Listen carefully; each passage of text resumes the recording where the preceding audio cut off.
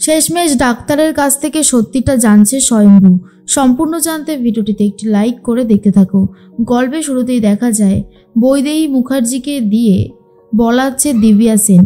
বৈদেহী মুখার্জি স্বয়ম্ভুকে বলে, স্বয়ম্ভু তুমি উৎসবকে ছেড়ে দাও, এইভাবে তুমি উৎসবকে ধরে রেখো না। আর তোমার বাচ্চাটা কিন্তু তোমাকে দেখার জন্য ছটপট করছে, কোথায় রয়েছো তুমি, চলে এসো। স্বয়ম্ভু সাধুদাকে বলে, সাধুদা উৎসবকে ছেড়ে দিন, ওকে আটকে রাখার আর কোনো মানেই হয় না। এরপর সাধুদা উৎসবকে ছেড়ে দেয় আর স্বয়ম্ভু বলে, আমাকে বাড়ি ফিরতে হবে। এদিকে দিব্যা সেন বৈদেহী মুখার্জিকে বলে, থ্যাংক ইউ, আপনি যদি এই কাজটা না করতেন তাহলে হয়তো আমার অনেক বড় ক্ষতি হতে পারত। রাজনাথ মুখার্জি আর আপনি যে একসাথে এক ঘরে থাকেন না, এটা একদিক থেকে ভালোই হয়েছে, কারণ এটা যদি না হতো তাহলে আমি আমার কাজটা করতে পারতাম না।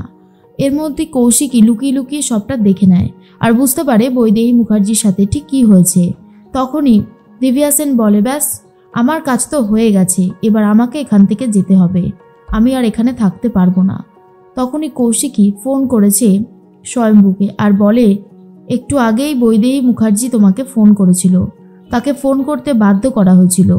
এখানে দিব্যা সেন একজন গুন্ডাকে নিয়ে এসেছিল, বৈদেহী মুখার্জিকে ভয় দেখিয়েই ফোনটা করিয়েছে। আশা করি তুমি আমার কথা বুঝতে পারছো আমি ঠিক কী বলেছি। স্বয়ম্ভু বলে, কি বলছেন বড়দি? কৌশিকী বলে, হ্যাঁ শোনো স্বয়ম্ভু, জগদ্ধাত্রীর সাথে ঠিক কি কি হয়েছে সেটাই কিন্তু আমাদেরকে খুঁজে বার করতে হবে। দুর্গা যখন বড় হয়ে জিজ্ঞেস করবে ওর মার সাথে কে এত বড় অন্যায় করেছে, তখন যদি আমরা কোনো উত্তর দিতে না পারি, বুঝতে পারছো তো কি হতে চলেছে। তাই বলছি, যা করতে হয় আমাদেরকে অনেক তাড়াতাড়ি করতে হবে। হাত পা গুটিয়ে বসে থাকলে কিন্তু কোনো সলিউশন হবে না, কথাটা ভালো করে মাথায় রেখে দিও। সেদিন ডক্টরের জায়গায় অন্য কোন ডক্টর এসেছিল আর তাকে কেন চিনতে পারেনি, সব সত্যিটা কিন্তু তোমাকে খুঁজে বার করতে হবে। আজকে আমার জায়গায় যদি জগদ্ধাত্রী থাকতো তাহলে ওই ডাক্তার ম্যাডামের উপর কিন্তু নজর রাখতো। আমার মনে হয় তোমারও এটাই করাটা দরকার।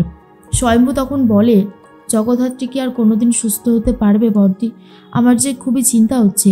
কৌশিকী বলে, এখন ভেঙে পড়বার সময় নয়, তুমি যদি ভেঙে পড়ো তাহলে সব কিছু শেষ হয়ে যাবে। আমি সেটার জন্যই বলছি তোমাকে শান্ত হতে হবে, যা করতে হয় আমরা করব, সত্যিটা পর্যন্ত পৌঁছাবো, ঠিক পৌঁছাবো, তুমি দেখো, শুধু একটু সময়ের অপেক্ষা। স্বয়ম্ভু মনে মনে ভাবে, সত্যি তো, আমাকে হেরে গেলে হবে না, আমাকে শেষ পর্যন্ত জিততে হবে, যত কষ্টই হোক না কেন। এর মধ্যেই স্বয়ম্ভু বাড়িতে চলে এসেছে আর তখন অন্যদিকে কৌশিকী কাকনের সাথে কথা বলছে। কাকন ইশারার মাধ্যমে বলে, জগদ্ধাত্রী সুস্থ হয়ে যাবে তো?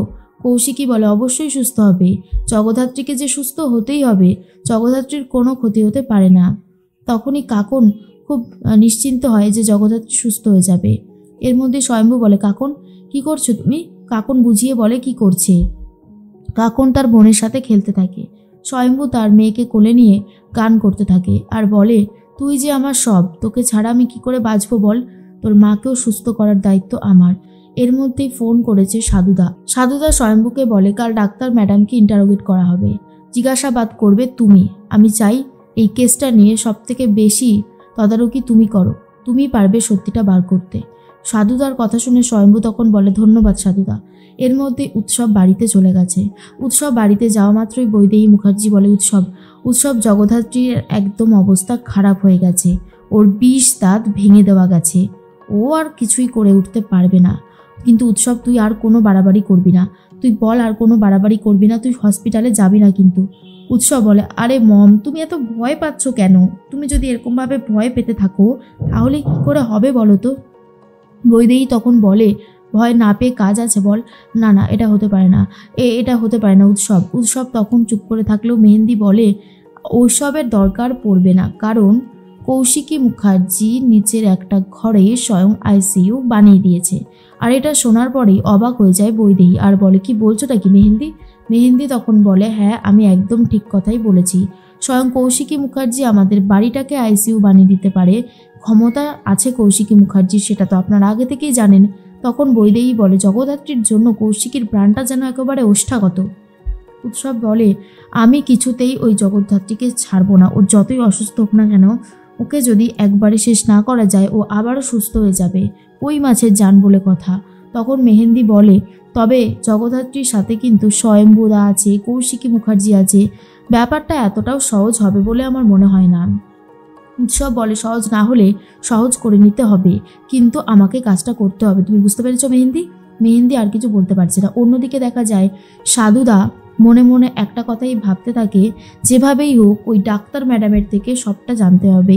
এরপর ডাক্তার ম্যাডামকে তো ইন্টারোগেট করার জন্য নিয়ে আসা হয়েছে, আর বলা হয়, এবার বলুন তো ম্যাডাম, চুপ করে থাকবেন না।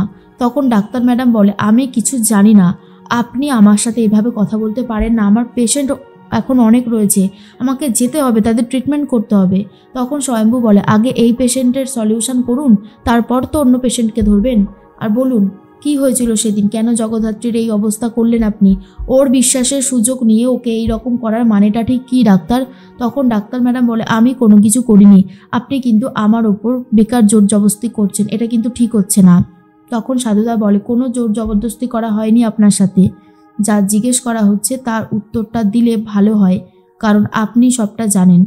আপনি কেন অন্য ডাক্তারকে পারমিশন দিয়েছিলেন? আর এত বড় একটা সার্জারি যেখানে আপনি সব কিছু বুঝে শুনে নেবেন, সেখানে একজন অন্য ডাক্তার ঢুকে গেল, ব্রেন সার্জারি করে বেরিয়ে গেল, আর আপনি বলছেন টের পাননি? সেটা তো হতে পারে না, না? কিছু তো একটা গল্প রয়েছে যেটা আপনি আমাদেরকে বলতে চাইছেন না।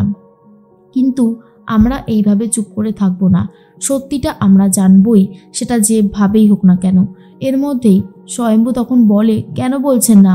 আপনি তো জগদ্ধাত্রীর শুরু থেকে শেষ পর্যন্ত পাশে ছিলেন, আপনার কাছে অনুরোধ করছি, বলুন সেদিনটি কি হয়েছিল, কে জগদ্ধাত্রীর এত বড় ক্ষতি করলো, আর আপনি বা ভয় পাচ্ছেন কেন? সব কিছু আমাদেরকে না বললে আমরা কি করেই বা বুঝতে পারবো? তখনই নন্দী আর চিরঞ্জিত বলে, সত্যি তো, আপনি যদি এভাবে চুপ করে থাকেন আমরা সত্যিটা কি করে জানবো? দেখুন, যা জানেন বলে দিন।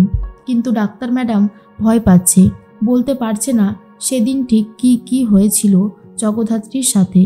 এর মধ্যেই সাধুদা বলে, আপনি যদি এইভাবে চুপ করে থাকেন, সময় তো যাবেই, আপনি কিন্তু বাড়িও ফিরতে পারবেন না। এটা কোনো ছোটোখাটো একটা সার্জারি ছিল না, এটা জ্যাস সান্যালের ব্রেনের সার্জারি ছিল, আর আপনি জানেন না যে আপনি কত বড় ভুল করেছেন।